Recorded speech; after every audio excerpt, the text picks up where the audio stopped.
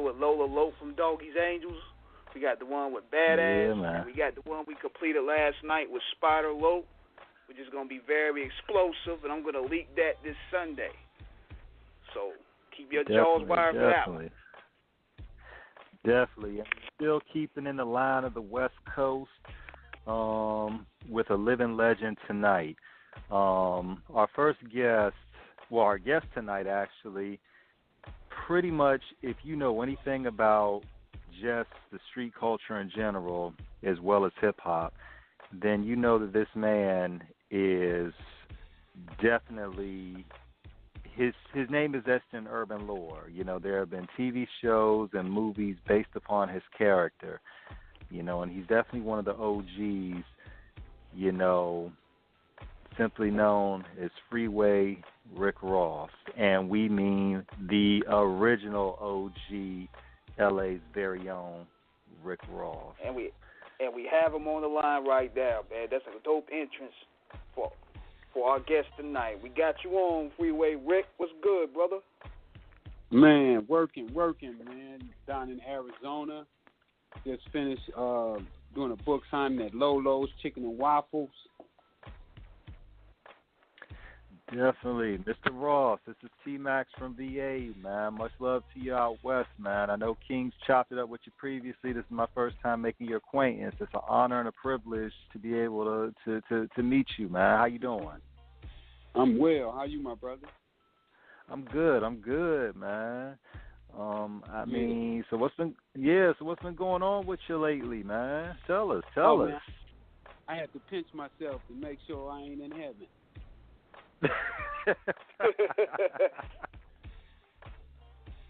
Yeah, man. Everything been good. You know, still pushing that book, The Ghetto Bible, Freeway Rick Ross Untold Autobiography. So I'm in Phoenix right now. I'm gonna do a 3-day book signing down here. Word. Getting ready. We should be shooting a movie in January, February. You know, that's coming along well. The new book comes out January the 26th on my birthday. I'm also looking for people who want to throw me book signing party, birthday party for my birthday. You know what I'm saying? I don't know what city I want to launch the book in or have. We're gonna do my book launch and my birthday at the same time, 26th of January. So I don't know what city I'm gonna be in to launch it, but I'm looking for people who are interested in doing something with me on that. What else I'm doing, man? You know, I'm into the cannabis now. We got the cannabis cracking. We finna put our hand down on the cannabis industry. What else we got going on, man? Selling cars, doing taxes, still doing speaking engagements, doing corporate credit. You know, people who want to get their credit done, they can holler at me as well. We got the Millionaire Club that's popping, where we're going to make 250 people millionaires. Is that it, man? That sounds like that might be it. Sound like you a busy anything guy. Else? Look, man, anything else that comes along in the course of this conversation, we got a couple hours to really chop it up on. So anything else? Now, you know, definitely I have to ask this. Now, it's already more or less, we already know, for those out there, our listeners out there, your history is already well documented in terms of your place in the game as one of LA's, you know, biggest kingpins at the time. And we also, you know, at the time of the early 80s. And we also know about, you know, your subsequent incarceration and, of course, release, you know, and rehabilitation from that. And really, you know, I mean, your story is outright remarkable in terms of all that you have endured and coming out on the other side, you know, telling us the tale. You have so many guys, you know, like, of course, Boy George Rivera, Felix Mitchell, Alpo Martinez, you know, Rich Porter, you know, Kenneth McGriff, you know, Nicky Barnes. I mean, so many that have been out there really in the street doing what they do.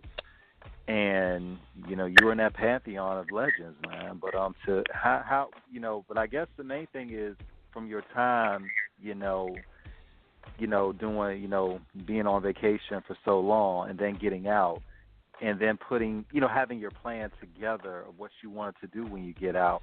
Could you tell us about that journey in terms of really being able to set that path to prosperity that you're on so abundantly right now? Well, I spent my time incarcerated studying. I decided that I was going to turn my jail cell into a college dorm instead of a cell, and that's pretty much what I did. I started working vigorously on my plans to better myself, to better my community, and to better the world. Right. Definitely. Like they say, don't let let the time do you. You do the time in terms of being able to, of course, get better. As you said, better yourself behind those walls and everything, man. But wow, just to see what you're doing right now in the book. How did it come about for you to add to your awesome accolades as well, author, as well as activist and speaker and such? Well, I was sitting in jail. I had a lot of time on my hands, a lot of time to think, and I saw in the paper where Tookie got nominated for the Nobel Peace Prize, and I was like, wow, unbelievable! A guy from my neighborhood, got nominated for a Nobel Peace Prize for writing a book. And then it came to me that if he wrote a book on gangs, I felt that I was one of the most knowledgeable guys about drugs, cocaine in particular, at that time. And I said that, why don't I write a book about the drug business, what it took for me to make it, how I did it, just all the ins and outs. And I felt that if I did that, people would be interested, and it would be educational piece where young people could pick the book up and learn from start to finish what they were getting into if they got into the drug business. Definitely. That's a good thing because... go ahead, Ken. Yeah. Actually, that was a good thing because nobody knows the ins and outs and the good, bad, and the ugly. Everybody is pretty much looking at the game like it's painted with one brush. Like you get all the big nice cars and the homes, but they don't know about the ugly side of this. No doubt, and that's what I wanted to bring to the table was the whole game. Not bits and pieces, but letting them know that okay, if you get in the game, you can expect this. You might make a lot of money, but at the end of the day, these are the consequences, and this is the price that you have to pay to having that type of wealth. Definitely. And Rick, it's a very, what's your, like as I said, for people who really know your story, man, you definitely laid the foundation in terms of really being able to give, an idea to use Ice Cube's, song title, A Gangsta's Fairy Tale, except you were really living it in real life, Right. Could you tell us about that time in Los Angeles in the early 1980s? Because if I'm not mistaken, the FX series Snowfall is loosely based on events from your real life, in terms of what it was, as you actually, and shout out to John Singleton, for actually getting that project off the ground. Now, with that series, was that something that you were consulted on or was that something that pretty much was kind of an independent operation separate from what your life was? Well, I wouldn't give John a shout out, you know what I'm saying? I think John, he loaded me on that one, and I don't have anything to do with it, which I should have. John had read my script, and he was one of the first people to buy my book.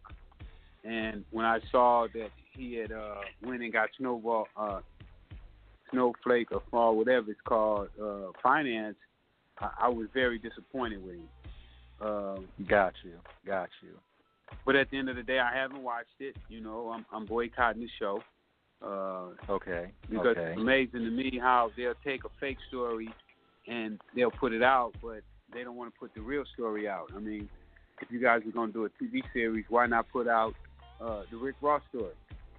You know, why not let the people know that this is a real story, a real guy, and it really happened, instead of taking something and making fake. But that's the way the system. That's the way the system works. You know, they never want to give us our props when we're alive. They always want to give it to us when we're dead. And you know, that's my take on Snowfall. Understood, absolutely. Now, in terms of now, just about your life, in terms of, you know, growing up, in terms of just, you know, from being a young man, you know, how do you see today from your youth during that time to where we see a lot of youngins in the game right now? You know, of course, you know, we're all older, you know, and you know, really looking back on the culture shift in terms of what it is from the streets, and even now with internet celebrity, when you see a lot of the young people doing a lot of wild things online in terms of trying to give off this impression of being, you know, this street heavy, you know, the big baller on the block, you know, everything that entails, you know, getting it out there. How do you see that paradigm shift from your time coming up to what it is now? Well, you know, I give sympathy to young people right now because they're being fed a lot of bullshit through the media, through the music. They're being made to believe that people are things that they're not. They're being made to believe that people did things they never done, that they never tried to do. And I think that it's detrimental to our young people's health, because now our young people go out and try to imitate things that they see on TV and things that never happen, things that will never happen again. And I think that hinders them from exploring their real talents and being who they could be if they only use their imagination. Definitely. And how deep of the snowball effect do you see affecting the youth from the Reganomics days? Because what people we would just want to paint that picture of the damages that Reganomics have done to the black community. Do you still feel those effects today, or do you see it? Oh, absolutely. It's all over the place. It's running rapid in our community. But, you know, at the end of the day, we have to make up our minds what it is that we want to do. Can you excuse me for 1 second? Yes, right sir. Ahead. Yes, sir. Yes, sir. This is Call Off the Cuff Radio. Call number is 1-619-924-0703. Off the Cuff Radio. We got Freeway Rick Ross on the line. Chopping it up. Yes, man. Sponsored by Da Vinci Clothing. Shout out to our co-hosts who are here with us in spirit, Ilar the Sandman and Miss Chinchilla. You know, while we're waiting for our guest, Mr. Ross, to come back. And he's back. Just on cue. He's on cue. Yes. Go ahead, King. You had the flow with it. Go ahead, King. Yeah, we just want to paint that picture because they're talking about how bad it is under the Trump regime, but we want to paint that picture back on how detrimental Reganomics were back in that heyday and how crippling those policies that he was passing, that whole war on drugs, how that was detrimental to the black community, and does that have that effect today? Well, you know, I think that it's hypocritical and bogus for our government to bring drugs into the country and then turn around and incarcerate the people who get involved with drugs.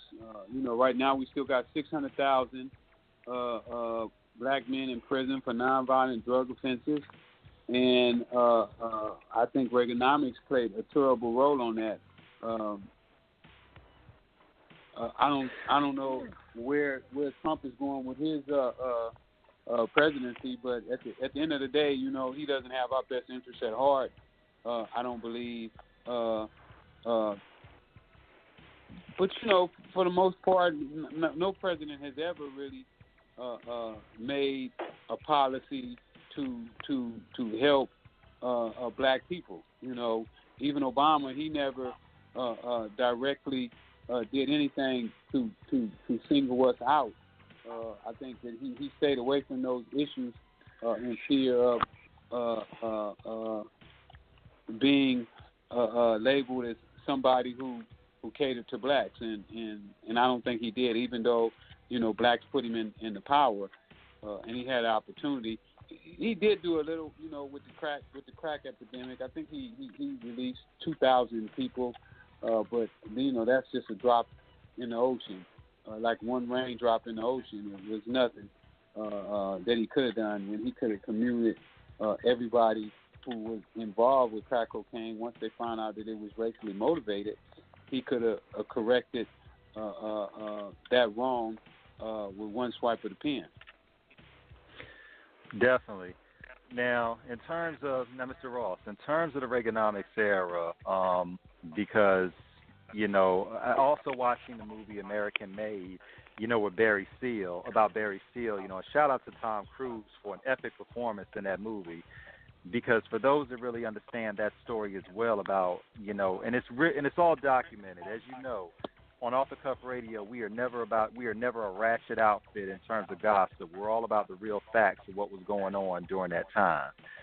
And as you said, you know, basically the CIA was involved in that in terms of funding the Contras, if I'm not mistaken. Please correct me if there's any part of my you know, recollection of the facts that is remiss or renegade in their articulation. And, you know, basically, as you said, you know, that was part of the whole, quote-unquote, war on drugs, which was really disenfranchising a lot of black and brown individuals because, you know, of course, when crack hit in the 80s, you know, our communities were the ones that were directly affected from it.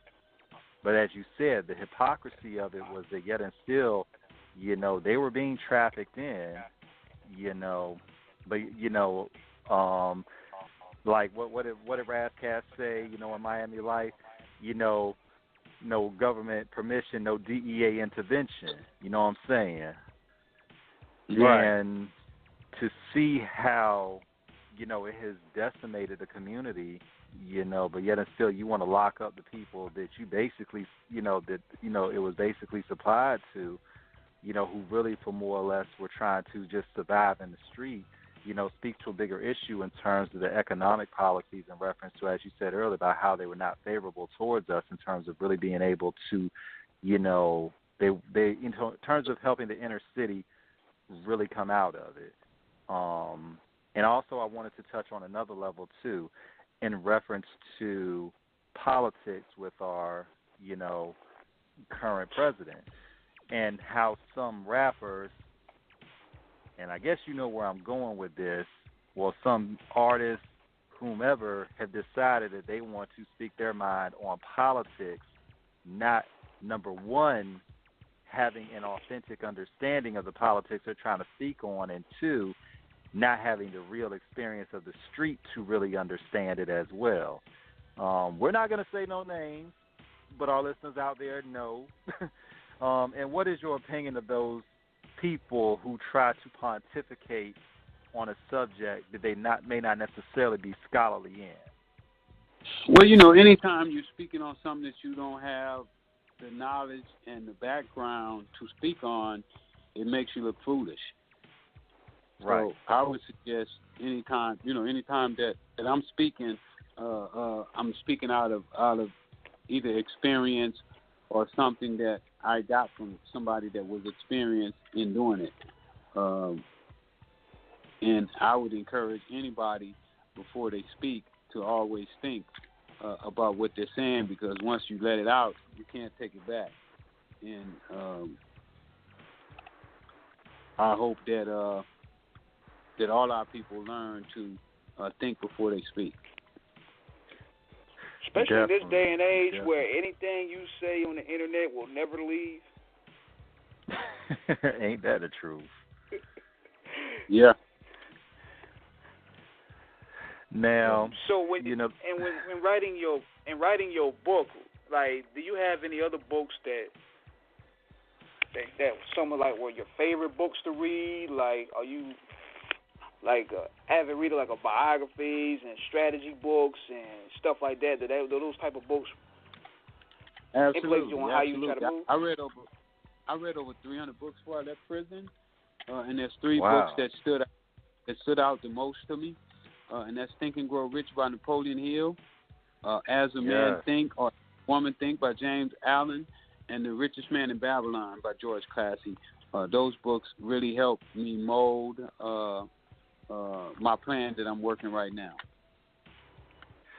Man, that's amazing, man. And you know, it also as well, you know, Mr. Ross, you know, also too, you know, a good friend of mine as well, Sean Hartwell, if you're familiar with him, you know, from New Jersey. He also had the same trajectory that you did in terms of really being out there on the street, you know, pumping, and then doing 20 years and then coming out and becoming a successful entrepreneur in terms of being one of the premier party promoters, you know, in New Jersey, owning his own club as well, you know, and if not that, you know, promoting heavily in other clubs.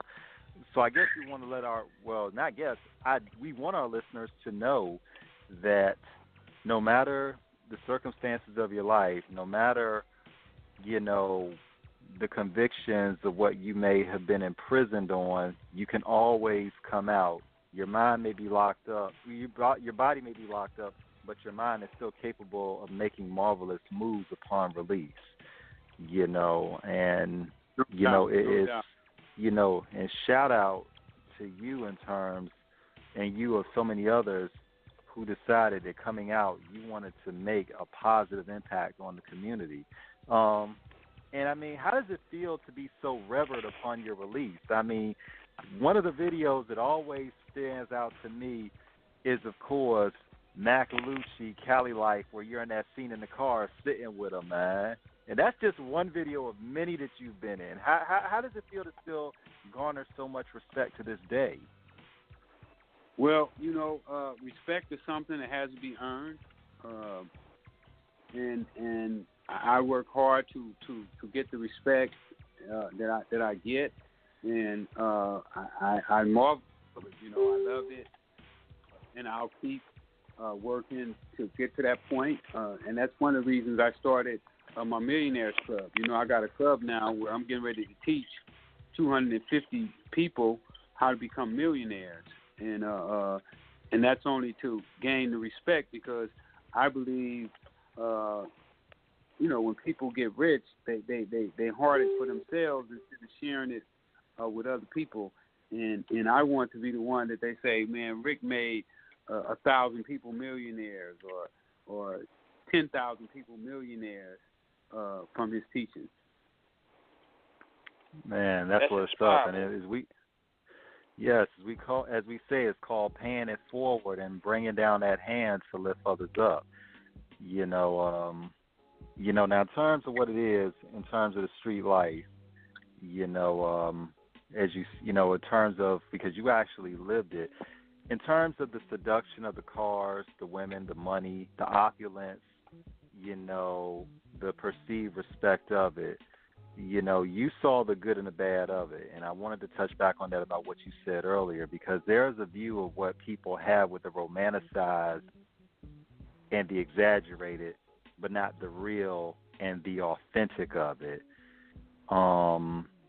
You know, and obviously with you being an author now, you're able to articulate, you know, we know game is to be sold, not to be told, but if you could just give us a tidbit in terms of the maturation, you know, the makings of the man and the evolution of where you came to where you got to this day in terms of really seeing everything. Was there a point along the way where you realized, like, you know, wow, this is like really some dangerous shit that I'm involved in terms of, you know, what I thought it was and then what it actually is? Well, it didn't really hit me until after I was sitting in prison, and I started to look back over my life, that I realized that it wasn't a game at all that I was doing. It was serious, and I just started to learn the seriousness of it. And it was something like this here. I was thinking to myself, why was you getting up every morning putting a pistol in your pocket? What was the purpose? Right. Why were you wearing a bulletproof vest? And what came to me was that at any day, somebody might try to kill me or rob me. And if somebody tried to rob me, that automatically put my life in danger. So I had to be ready to defend myself at all costs, meaning I may have to kill somebody. And I had a bulletproof vest on for in case they got to jump on me and they didn't know I had a vest on, that I still may be able to get them in the end. And when I started realizing this, and I was in jail one time with a guy that was accused of a rock house robbery, where when he went into the house, he killed everybody in the house. So I realized that those type of things took place, and that I was not only put my life at risk, but my whole family. That's real, dog. And it's like, a lot of people, and for you and for us to have this sit down to really, really, really talk about it, we really we pull no punches, and we're always gonna tell the real, man. Because a lot of times, because I know you saw Paid in Full, and you saw how that whole situation turned out in the end, where Outpost snitched out everybody after shit got real for him. Of course, everybody knows, and that's the only part of the story, because there's also the other half of it that was spoken on Rayful Edmond, and of course, his hitman Wayne Perry, and you know about that story as well. I knew Rayful. Yes, sir. And and just how, when that whole situation came down, how a lot of people, basically, went down with it. But but during the time that Rayful was on the street, man, it's like, Wayne was basically the nigga who was handling shit for him when people got out of line.